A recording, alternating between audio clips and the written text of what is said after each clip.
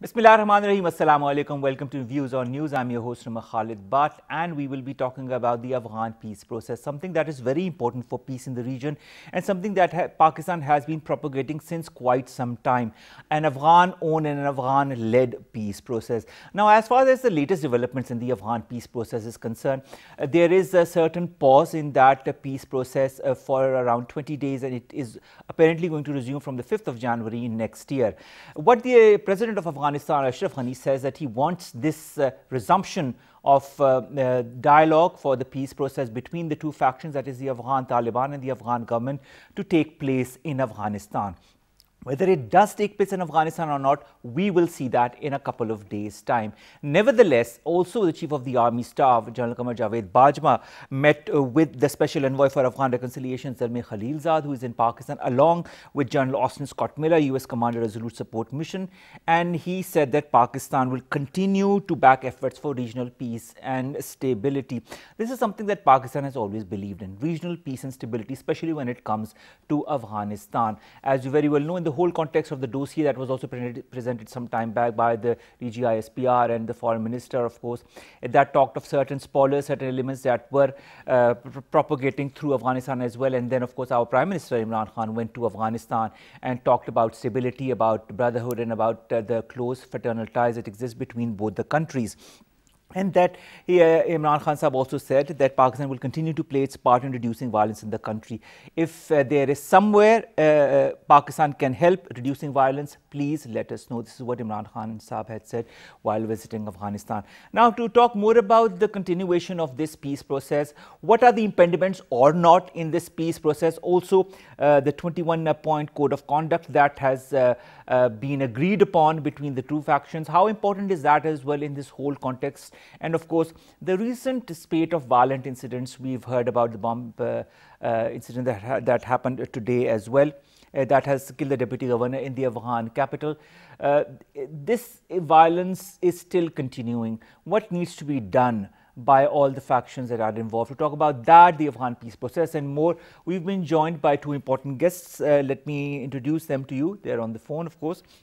Syed Akhtar Ali Shah Sahab, he's a security analyst. Akhtar Ali Shah Sahab, thank you very much to have joined us. And our second guest, of course, is Lieutenant General retired Naeem Khan Lodhi Sahab. He's a senior analyst as well.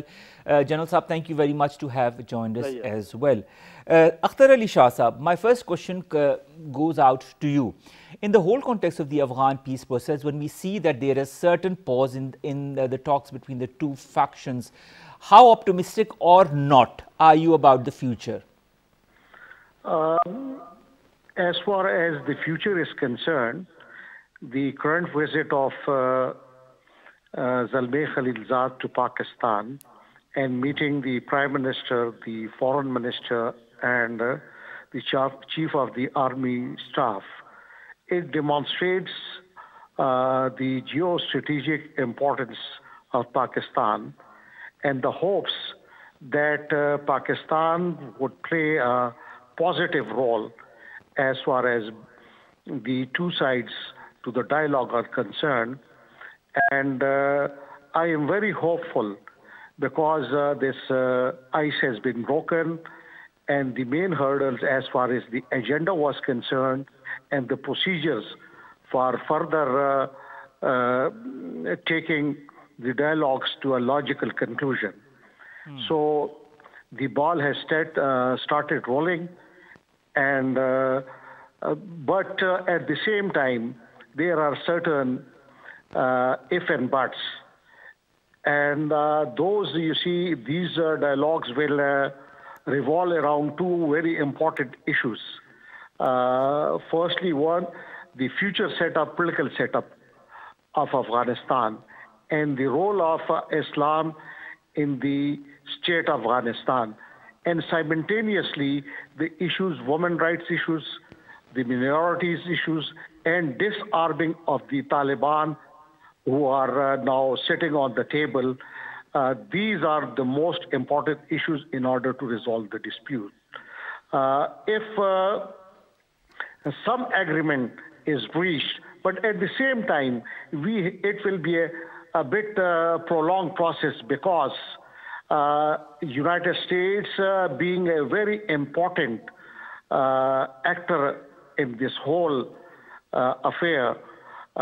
Recently, the new administration will assume its office in January. Also in January next year, yes. Yes. So after that, they will reassess the situation and gauge the atmosphere over there, and Joe Biden will then unfold his plans as far as the resolution of dispute or conflict in Afghanistan is concerned. All right. When one talks about gauging the atmosphere, let's go to our second guest, Lieutenant General retired Naeem Khalid Lodhi Sahab. When we talk of gauging the atmosphere, how conducive or not is the atmosphere as far as the two factions concerned are, that is the Afghan Taliban and the Afghan government, putting into consideration the 21-point code of conduct that has been also agreed upon between the two factions? That is a very welcome development. And I think as far as Pakistan's role is concerned, Pakistan, whatever has done for the peace in Afghanistan is very well acknowledged by everyone in the world. I would like to draw the attention of our viewers to the real politics, and will ask a few questions. Will try to answer them myself, and if not possible, I can leave it. The first question: are Americans leaving Afghanistan by choice? Answer is no. They were constrained in terms of political deficit and economic deficit which they were facing in the ongoing campaign in Afghanistan. And they decided to cut off their losses, and they decided to negotiate. And so then there was an agreement, economy. we all know. And I'm surprised that that agreement says that by a certain time, there will be no foreign troops in Afghanistan. And there will be no bases in Afghanistan. That is a clear-cut one of the clauses of the agreement. Excuse me. Of course, with the approval of, or let us say, if Taliban agree, then there can be certain, changes. But sir, hasn't the US military agreed to keep two larger Afghan bases as well? Yes, the two Afghan bases also, that is American plan. But as far as the agreement is concerned, if I remember correctly, and you can correct me if I'm wrong, it clearly says by this and this time, I think it is April or something, there will be no foreign troops on the soil of Afghanistan, including the bases. This is what it says. But General Saab, the fact is that between something that is written and signed and the implementation of all of that, we've seen that with so many resolutions in the past as well. Right. There is a huge dichotomy or a difference between the two, isn't there? Okay. So there can be certain clauses which are not known to the world, and they are only between Taliban and the Americans. So that is one we must keep in mind, that how Americans are going and why Americans are going. Number two, we know very well that once the elections were held, as far as the present Afghan government is concerned, how much time it took actually to settle down and announce the results. I think it was not less than 8 months or 6 months or something of that sort. So you can understand that how fair were those elections and what manipulations went on as far as the government is concerned. And then ultimately, Abdullah and they agreed, and then this thing what happened.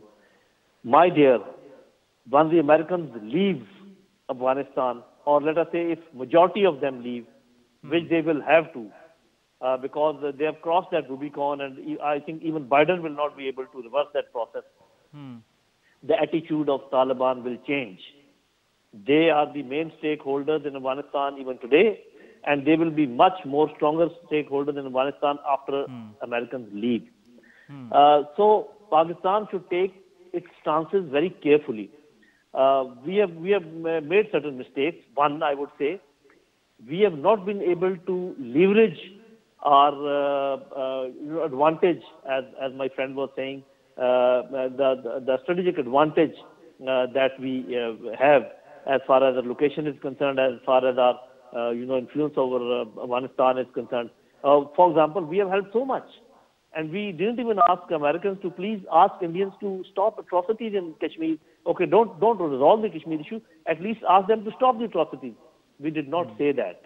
Even today, the force commander of Resolute Force, he was there, and Zalmay Khalilzad was there. And they were only discussing what Pakistan can do as far as Afghanistan is concerned, whereas we never discuss what that superpower can help us as far as our economic problems are concerned, as far as our Kashmir problems are concerned. So I think this is one-way service that we are providing. I'm not very happy with that. And let me tell you, on one side we say that we have no favorites in Afghanistan. And on the other side, once, Abdullah was also taking oath and Ashraf Ghani was also taking oath, we put all the weight behind Ashraf Ghani. And we know that on whose behest. If we were neutral, we shouldn't have gone. I mean, let both of them decide that who's going to be in charge. And also saying that Americans should stay there, otherwise there is a vacuum. This coming from the Pakistan government. But General Saab, in the past as well, it was said as far as the removal of the troops is concerned from Afghanistan, it was also said by the Afghan government, if I remember well, that they will not be able to sustain themselves for more than 6 months if the US troops remove themselves completely. The Afghan government. If we have no, favorites, then why are we supporting Afghan government? Why are we going against what Taliban have strived for? So we are not playing a fair game as far as I am concerned. But General Saab, a lot of things are not said to the media, are not put out in the front line. A lot of backstage diplomacy also goes on and the like. There's a lot of things that we or maybe other people don't know much about. But as far as Pakistan's stance is concerned, what I feel is that Pakistan, despite what the certain apprehensions that you might have, has been going on for peace in Afghanistan. I mean, a peace that needs to be durable in Afghanistan. That is why Pakistan is making all those attempts one way or the other through our Prime Minister or through our Chief of the Army Staff or through other avenues. That is commendable. That I have already said that the entire world is appreciating that. And what I am saying is I am just making 2 points. One, that we have not taken advantage of our position, strategic position. Rather, we are just playing as a good boy, just trying to help Americans where they are not helping us. This is a fact. I mean, otherwise we shouldn't have been in this chaos, economic chaos, and as far as Kashmir is concerned, all that all is going. And once we say that we have no favorites, then we should behave that way. No favorites means that for us. All right, that's your stance, General Saab, of course. That's your stance, General Saab, and I respect that. Coming back to you, Syed Akhtar Ali Shah Saab, how much do you agree or not with what General Naeem Khalid Lodhi Saab had to say as far as Pakistan's options are concerned? As far as Pakistan options are concerned, Pakistan has a long history and experience as far as this conflict is concerned. And Pakistan has an advantage of knowing all the leaders in Afghanistan, whether on the side of the Taliban or on the side of the Afghan government or outside the Afghan government. You see, they all, because we can bifurcate this conflict in two. One which erupted after the Saur revolution in Afghanistan, and the other 9/11. In both these scenarios, Pakistan had been dealing with different shades of leaders in Afghanistan. So Pakistan has an advantageous position.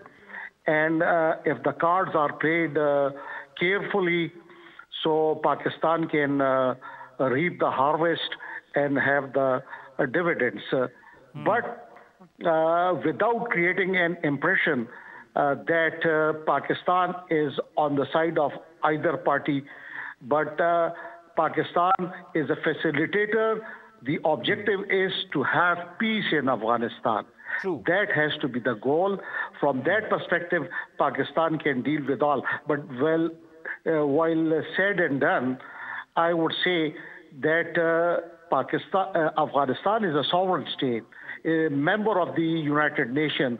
There had been 3 elections, so Pakistan as a state cannot ignore as far as the current government in Afghanistan is concerned. So as far as dealing of Pakistan with the Afghan government is concerned, I would say that it's according to the international norms and international diplomacy. So Pakistan has to be, at the same time, Pakistan has to be a bit careful wait for the new administration and their strategy, and according to that, adjust its policies. All right, when we talk of strategy, I'll ask this next question to you as well, Shah Saab. When we talk about strategy now, Ambassador Zalmay Khalilzad, when he arrived in Islamabad, tweeted something that leaves a bit of question marks in a lot of people's minds. He says, tragically, the wars continues, the need for a political settlement, reduction in violence and a ceasefire remains urgent. One can read many subtexts in this tweet. What do you take from it? If we look at from the perspective of United States, all superpowers, and at present we are talking of United States, you have quoted Zalmay Khalilzad, they have their own strategic interests. And for that strategic interests, these are basically the vital national interest of United States. Whenever they feel that their strategic and vital interests are being threatened anywhere and their social order is at stake, they go after that threat from wherever it emanates. So from their perspective, at present, you see, they are not rather on a war path with Iran. Similarly, they have apprehension against China. And at the same time, we have Pakistan and Indo conflict. So from that perspective, United States will remain in a strategic position in that area, and will also have a counter-terrorism role in Afghanistan. The most, you see, when they inked the agreement with Taliban, there were certain annexures which were not disclosed to the public. And according to the reports which were published in Time magazine, it indicated that they have inked counter-terrorism role for themselves in Afghanistan. All right, all right. So let's see. I mean, there are a lot of question marks. There are a lot of things that are not being said, a lot of things that are not being put out in the open, and that is why a lot of questions remain in the mind of the public. Thank you very much, Syed Akhtar Ali Shah Saab, security analyst, to have joined us. Coming back to you, Lieutenant General retired Naeem Khalid Lodhi Saab. When we talk of the Taliban and the agreement between the Afghan Taliban and the Afghan government, we cannot put aside the violence that continues to emanate in Afghanistan, the latest being the bomb attack that killed the deputy governor in Kabul. What do you make of that, sir, in the whole context of these peace talks that are continuing between the two factions? Is the Afghan Taliban using this strategy of violence as a kind of a weapon to show that they have the upper hand? Or is there something else at play? First of all, I think assigning this violence which is going on with the Taliban is not fair, because Taliban have denied all the bombing which have happened in the past, in the near past I'm talking about. And wherever they have attacked openly, and they said so that it was done by them. So Taliban, if you look at their history, normally whenever they do any violent act, they always claim it that they have done it. So we know that there are many detractors, those who don't want peace, because Taliban are the ones those who now want peace. So why would they vitiate the environment? Of course, they will keep on putting pressure as far as this thing is concerned. I am not sure whether the latest bombing today, whether it has been claimed by Taliban or not. If you are aware of that, you can kindly tell me if they have said so that they have done it. Not yet. So the thing but is there have been previous attacks, General Saab, that have been attributed to the Taliban, that they have accepted responsibility for those. Forget about attribution. Have they accepted it? No, not this one, but previous ones they have. So the thing is, we have ISIL, we have Blackwater, we have Indian influence, we have other detectors, the gun runners, the narcotic barons, those who don't want peace. Actually, there, and we also know that very recently Tehreek-e-Taliban Pakistan and ISIL and certain other factions. Exactly. I mean, there are detriments.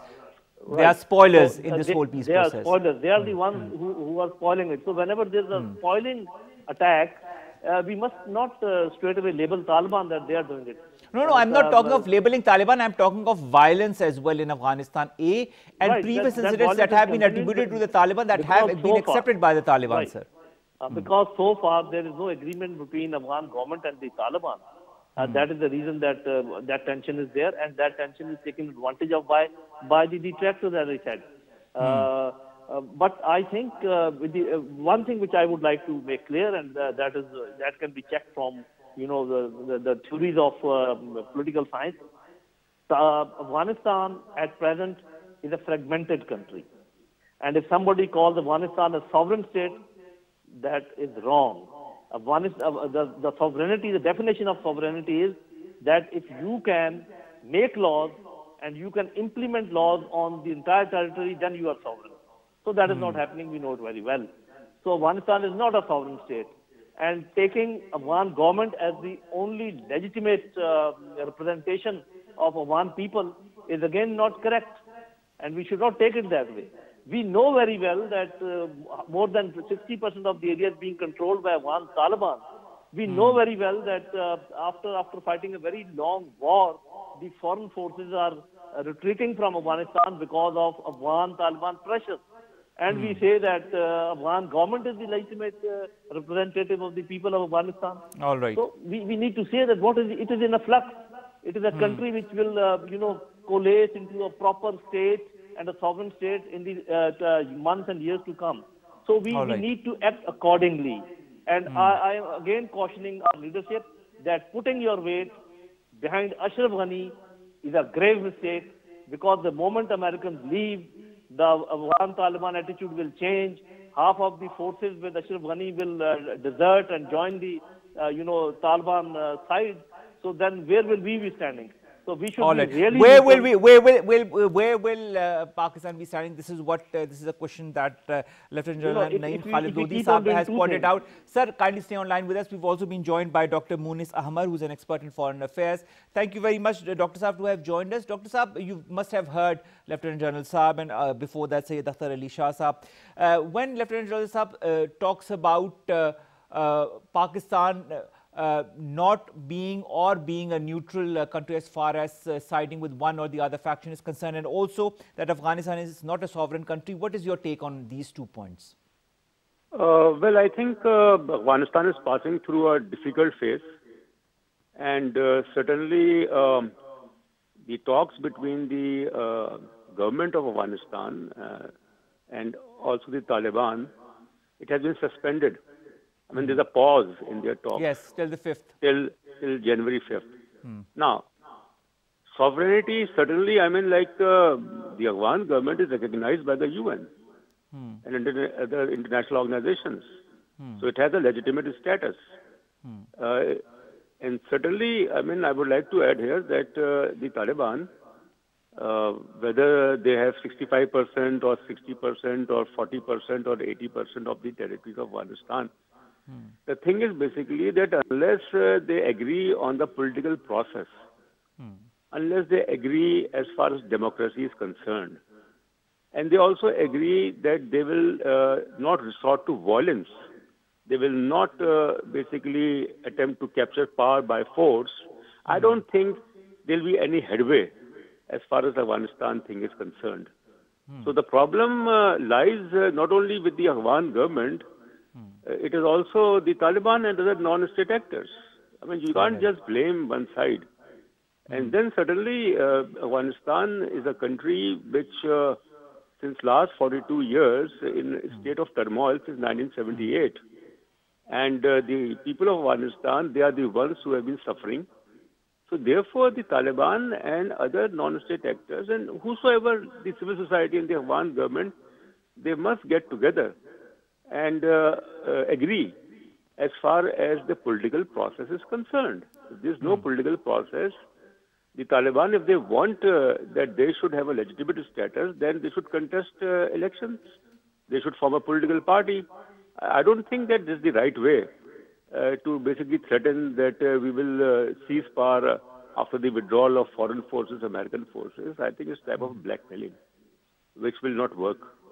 All right, but what will work in your point of view, as somebody who understands foreign affairs? What will work for a country like Afghanistan? What will work? What will work?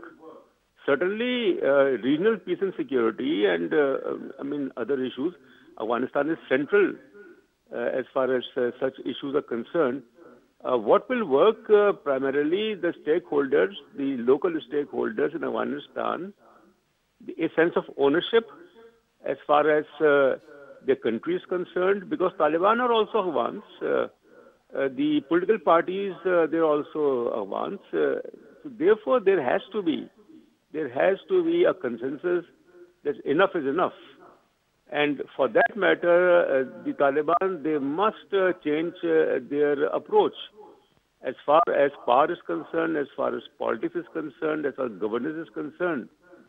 So if they think that they have popular support, then certainly they should participate in the political process. I mean, that is the only way out.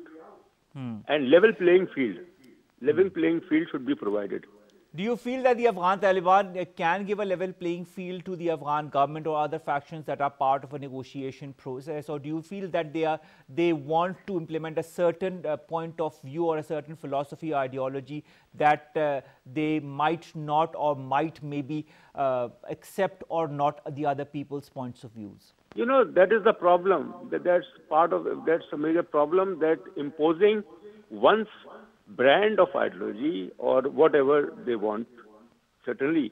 I mean, and they have been saying repeatedly, in Doha they said, and elsewhere they have been saying that if they come to power, they will do the same thing. And that is unacceptable. And by the way, I think one has to be mindful to the fact that regardless of the allegations of, electoral rigging or manipulation or things like that, the Afghan government is basically the outcome of a political process of parliamentary elections, presidential elections. One may question the legality, not the legality, but the process of such a type of, elections. But why the Taliban? They refuse to be part of that. I mean, if they have confidence, the Afghan people that they have roots and they have the support, they have the popularity, then they have to change their strategy. Otherwise, it will not work. Afghanistan will be back to square one, and it will continue to impact negatively on Pakistan. And not only Pakistan, but also Central Asia, West Asia, South Asia, because Afghanistan is a major destabilizing factor in the three regions. When you talk of Afghanistan being a major destabilizing factor, there is also the role of India that is, of course, directly or indirectly involving itself in Afghanistan in order to propagate certain of its machinations in Pakistan to destabilize our country. Now, we have had a dossier that has been put forward by the DGISPR and the Foreign Minister. We have had the DGISPR who talked very openly about this as well. In this whole context as well, how important is also the role of both these parties that are talking together, that is the Afghan Taliban and the Afghan government, to also thwart such elements and put them on one side, or just try to eliminate their existence one way or the other in the short or long run? Well, that is basically the problem, that eliminating each other from the scene. As I said earlier, that what is required is tolerance, mutual tolerance. No, I'm talking of spoilers, sir.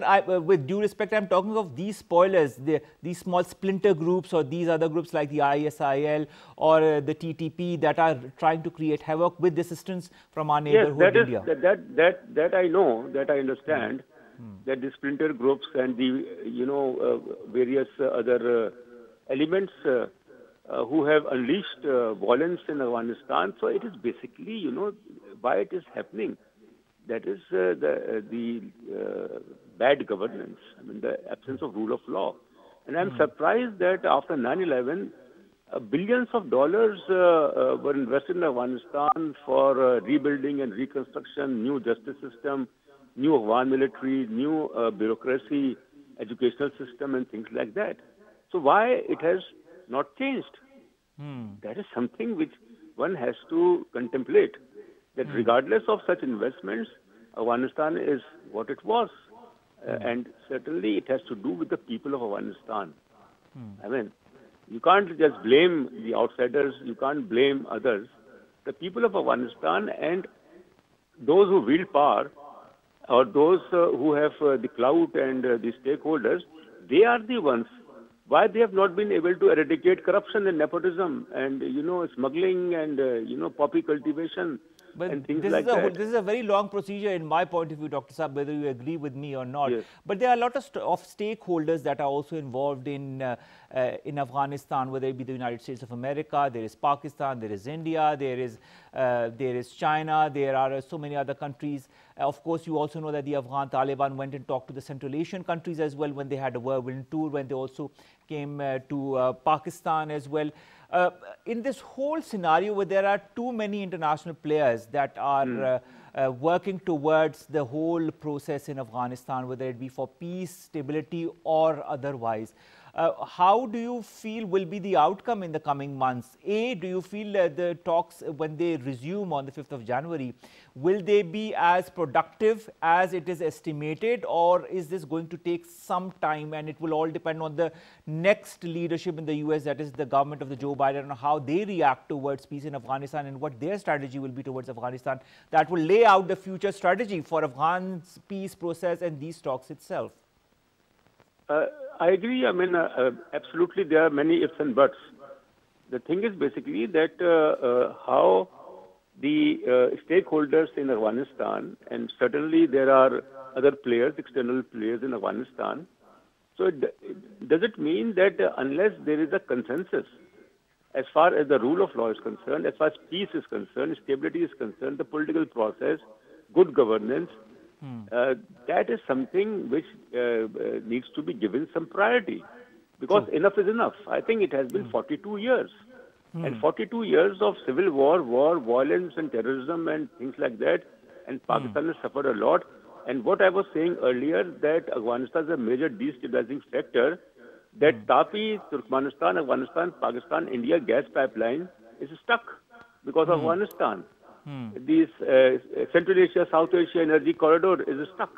Pakistan's road to Central Asia cannot materialize unless there is peace in Afghanistan. So it is in our interest that there should be peace in Afghanistan, but how it should be achieved, that's a big question. And that is a big question, how that peace is going to be achieved. And of course, there are so many other questions that are associated with this huge question. Thank you very much, Dr. Munis Ahmed, expert foreign affairs, to have joined us and to have given us such a broad point of view, and of course, elaborating on the Afghan peace process and the different elements that are involved in it. Lieutenant General retired Naeem Khalid Lodhi Saab, when we talk of good governance, when we talk about this civil war, when we talk about destabilize a country that has been devastated by instability, not since now, not since the last decade, but since the last many decades. In your esteemed point of view, what needs to be done within Afghanistan, keeping Pakistan, all the other actors that are working towards peace in Afghanistan on the side? What needs to be done by these two factions that are working together in order to bring forward some kind of a peace deal? No, if history is any indicator, I think whenever peace came in Afghanistan, it came through grand jirgas. And grand jirgas, they know, they believe in real politics, and they believe in that, great dictum which Napoleon said quite some time back. Maybe it is not applicable on the world at large, but on Afghanistan it's still applicable, that political power goes out of the barrel of the gun. So that is how Afghans, they look at each other. Without peace, there can be no development. And without grand jirga, there can be no peace. And the jirga will decide things, depending on the ground situation. Naturally, I cannot disagree with Munis Saab, because he is a professor, great renowned person in international relations and in politics. So I will not press my point beyond a certain limit. But I personally think that it will go through certain bit of turmoil. A grand jirga will ultimately decide the things, and after that, the peace would come. But that is only possible if all the stakeholders, which you were counting, the external stakeholders, They either agree with each other that they want this type of Afghanistan, peaceful Afghanistan. Have a unanimous strategy as far as the future process of but Afghan unanimous strategy is not possible because they have different interests. For example, how can you have Indian strategy and Pakistani strategy the same in Afghanistan? Agreed. Not even American strategy and Chinese strategy can be same in Afghanistan. So either take out all these external, stakeholders, which is very difficult thing. So I think there will be some competition within Afghanistan for some time as far as these stakeholders are concerned. And let me, before you end your program, let me say one thing categorically, that everything we know depends on the interest. Everybody has said that. Exactly. And what is the interest of America in Afghanistan? I don't have to count. As far as China is concerned, as far as Russia is concerned, Central Asian countries, Iran and Pakistan. So my last sentence is, Americans do not want peace in Afghanistan. They want a turmoiled Afghanistan, because that suits as far as their interest is concerned, and I can debate this point with anyone at any length. All right. Thank you very much, Lieutenant General Retired Naeem Khalid Lodhi Saab, to have joined us and to have given us a very frank opinion and your perspective about the Afghan peace process. Now, coming back to you, Syed Akhtar Ali Shah Saab, when you hear the different points of view that emanate from either Naeem Khalid Lodhi Saab or Dr. Munis Ahmed Saab, and of course the role of the Jirga and a turmoil before peace in Afghanistan, how much do you agree or disagree, and what are the other factors that will contribute eventually towards peace in Afghanistan? Certainly, all political systems operate in an environment, cultural environment.